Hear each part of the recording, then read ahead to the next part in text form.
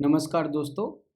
Web development course की ये second video है जिसमें हम वेब डेवलपमेंट कोर्स सीख रहे हैं। तो पहली वीडियो में मैंने आपको सिर्फ कोर्स कंटेंट बताया और इंट्रोडक्शन दिया कि मैं क्या-क्या कराऊँगा। तो सेकंड वीडियो में हम देखते हैं सबसे पहले कि हमें एडिटर कौन-सा इंस्टॉल करना चाहिए। एडिटर आपको विजुअल स्टूडियो कोड यूज़ करना चाहिए। तो उसको इंस्टॉल करने के लिए हमें क्या करना है, आपको ब्राउज़र ओपन करना है और ब्राउज़र ओपन करके सर्च इंजन में डायरेक्ट आपको विजुअल स्टूडियो कोड डाल देना है। ये देखो सजेशंस में आ गया। तो हम ये एडिटर क्यों इंस्टॉल कर रहे हैं? क्योंकि इसमें भी इस तरीके के सजेशंस आते हैं। तो मैंने ये वेबसाइट ओपन कर ली। अभी आप ये देख रहे हैं ये ड्रॉप डाउन ओपन हुआ है। तो इन्होंने डेटा लिखा है और डेटा से रिलेटेड जितने भी फंक्शंस हैं और लाइक कोई टेक्स्ट है, वो सब सजेशन में आ गए। तो हमें मतलब ज़्यादा सिंटैक्स याद रखने की ज़रूरत नहीं है। अगर हमें थोड़ा-सा भी सिंटैक्स याद है तो तुरंत हम सजेशंस में से चूज़ करके वो सिंटैक्स लिख सकते हैं। तो इसीलिए मैं सजेस्ट करूँगा विजुअल स्टूडियो कोड आपको यूज़ करना चाहिए। और मैं मैक सिस्टम यूज़ कर रहा हूँ, तो मैं मैक वाला वर्ज़न ये स्टेबल वर्ज़न ये वाला डाउनलोड करूँगा। अगर जिसके पास विंडोज़ है, वो विंडोज़ वाला ये वर्ज़न डाउनलोड करे जो ईएक्सई फ़ाइल डाउनलोड होगी। तो ईएक्सई फ़ाइल आप जानते ही हैं, उस पे क्लिक करेंगे, तो एक सेटअप चलेगा उसमें पॉलिसीज़ को चूज़ करके नेक्स्ट करके और आप उसको इंस्टॉल कर सकते हैं। और लाइनक्स में .dav फ़ाइल आपको डाउनलोड करनी चाहिए, जिस पे भी उस पे भी डबल क्लिक करके लाइक विंडोज़ की तरह उसको भी इंस्टॉल कर सकते हैं। तो मैं अपना वर्ज़न मैक के लिए डाउनलोड कर लेता हूँ। इसको अराउंड 22 सेकंड लगेंगे। देखो 18 लाइक 10 सेकंड बचे हुए हैं। तो ये जब डाउनलोड हो जाएगा तो मैक में बहुत ही ईज़ी वे है कि जिस लोकेशन पे डाउनलोड हुआ है बस उसी पे इसकी ज़िप फ़ाइल को एक्सट्रैक्ट करो और सीधे-सीधे ये चलने लग जाएगा। तो इसमें मैक में ज़्यादा कुछ नहीं करना पड़ता है, सीधे-सीधे इंस्टॉल हो जाएगा। तो मैंने इसको ओपन हियर करा, तो यहीं पे इसकी फ़ाइल एक्सट्रैक्ट हो जाएगी और अब मैं जस्ट इस पे डबल क्लिक करूँगा, तो मेरा विजुअल स्टूडियो कोड अभी ओपन हो जाएगा देखो। ये ओपन हो गया तो मेरा इंस्टॉल हो गया। अब विंडोज़ में अगर किसी को प्रॉब्लम आ रही है वो कमेंट कर देना, मैं उसकी प्रॉब्लम रिज़ॉल्व कर दूँगा।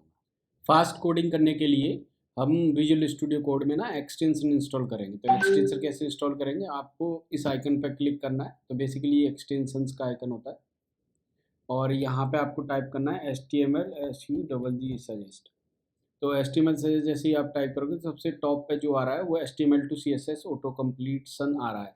तो यही आपको इंस्टॉल करना है। तो एक्सटेंशंस विजुअल स्टूडियो में क्या होते हैं? बेसिकली जो HTML के टैग्स आपको याद है, उसका आपका पहला या दूसरा वर्ड टाइप करोगे, तो वो सजेशन में इस तरीके से आ जाएगा।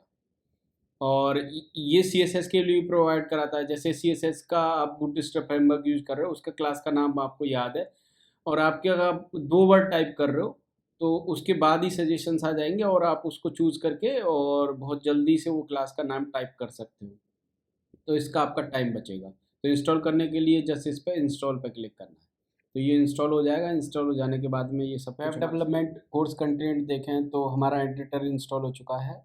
अब हम एचटीएमएल सीखेंगे। तो एचटीएमएल सीखने के लिए हम एक प्रोजेक्ट सेटअप करेंगे और ये उसी टाइम पर मैं आपको ब्राउज़र कौन-सा यूज़ करना चाहिए वो भी बताऊँगा। तो हम अब एक प्रोजेक्ट सेटअप करते हैं। सबसे पहले एक फ़ोल्डर बनाएँगे। तो मैं अपनी चॉइस के अकॉर्डिंग अपने माय कंप्यूटर के अंदर एक फ़ोल्डर बना रहा हूँ, जिसका नाम रख रहा हूँ मैं वेब DEVLOPMENT वेब डेवलपमेंट।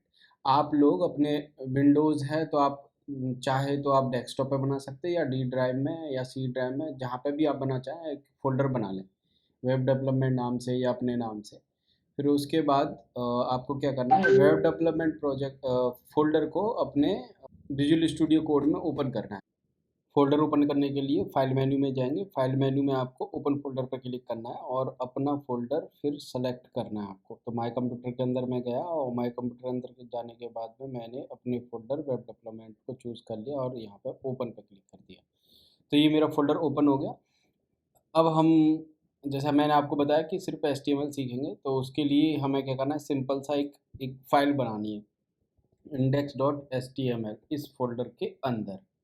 तो .html का एक्सटेंशन होता है और इंडेक्स फाइल का नाम हो गया। तो बेसिकली ये HTML फाइल बन गई है क्योंकि किसी भी फाइल को हम उसके एक्सटेंशन से पहचानते हैं। प्रोजेक्ट सेटअप चेक करने के लिए हम यहाँ पे HTML का थोड़ा सा कोड लिखेंगे। जो अभी मैं कुछ एक्सप्लेन नहीं करूँगा, सिर्फ HTML कोड करके और रन करके दिखाऊंगा।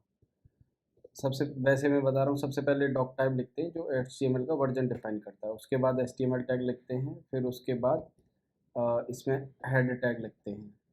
हेड टैग में आप यहाँ पर CSS के लिए लिंक लिखते हैं, तो अभी लिंक नहीं डिफाइन कर रहे हैं हम, तो इसे रहने देते हैं।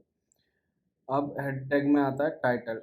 टाइटल हम अपने प्रोजेक्ट का नाम देंगे, तो ये मेनली वेबसाइट का जो ऊपर जैसे कि ये बार पे जो टाइटल शो करता है ना, जैसे ये गूगल शो कर रहा है, तो वो टाइटल इसके थ्रू आता है। तो यहाँ पे टाइटल ला रहेंगे हम वेब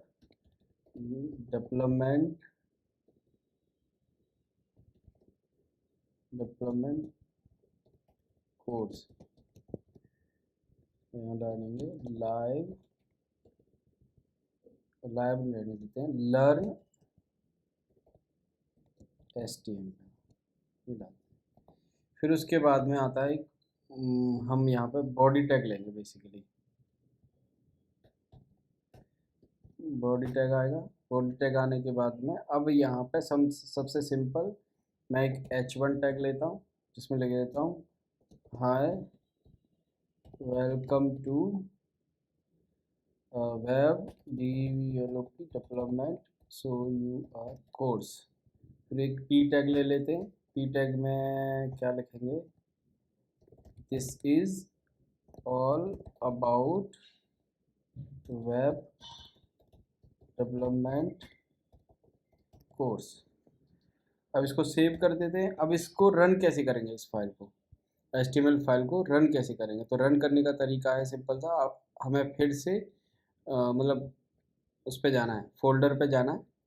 तो मेरा फोल्डर था ये वेब डेवलपमेंट माय कंप्यूटर के अंदर, और मैं इस पर राइट क्लिक करूँगा। राइट क्लिक कर ओपन करके मैं सिंपली इसको गूगल क्रोम में ओपन कर दूँगा।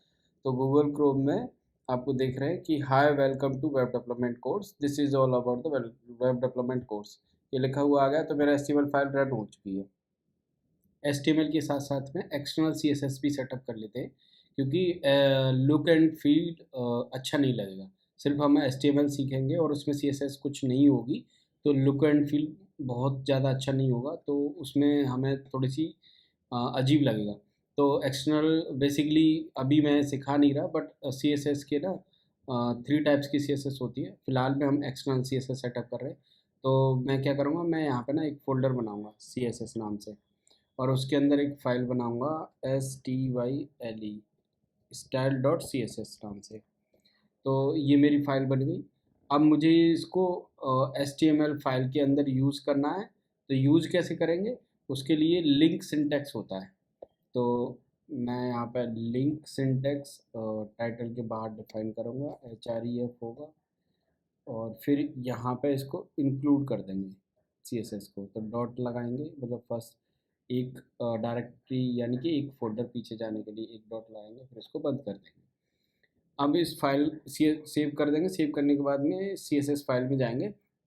CSS फाइल में जाने के बाद में अब एक HTML टैग पर, किसी भी टैग पर, P टैग पर मैं क्लास ले लेता हूँ। तो क्लास में एक सफिक्स लेता हूँ वेब, और वेब के बाद लिखता हूँ P टैग। तो ये P टैग ना वेब P टैग नाम की क्लास हो गई। अब मुझे इस क्लास पर कोई CSS लिखनी है या फिर इस वाले टेक्स्ट को रेड करना है, तो उसके लिए CSS की प्रॉपर्टी होती है colour is equal to colour red.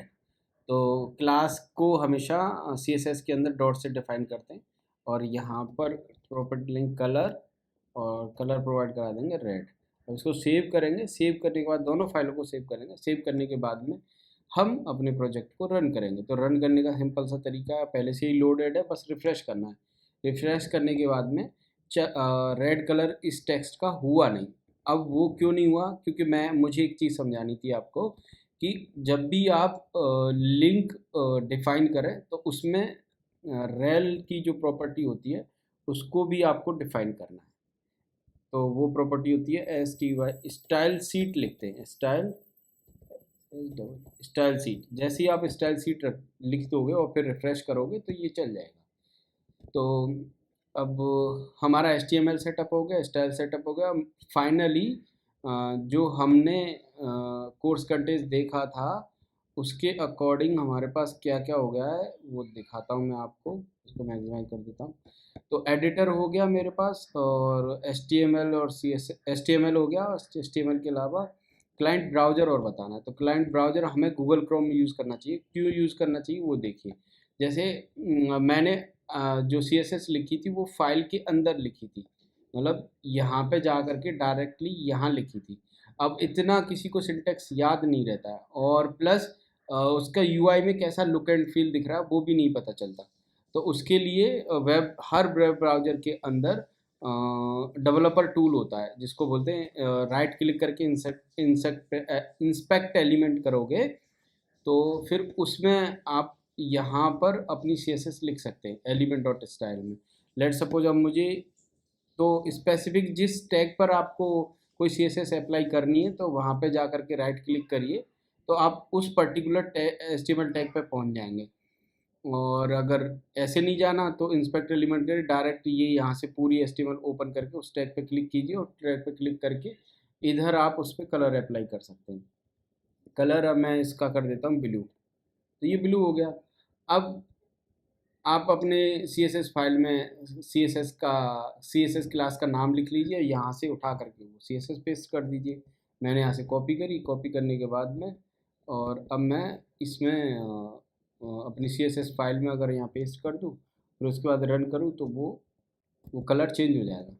तो इस वजह से लाइक गूगल क्रोम मुझे सबसे बेस्ट लगता है। फायरफॉक्स में भी सेम फंक्शनलिटी होती है। सो इसी के साथ हम इस वीडियो को एंड करते हैं। नेक्स्ट वीडियो से हम HTML लर्न करना सीखेंगे। So thanks for watching this video. Please like and subscribe. This is my request.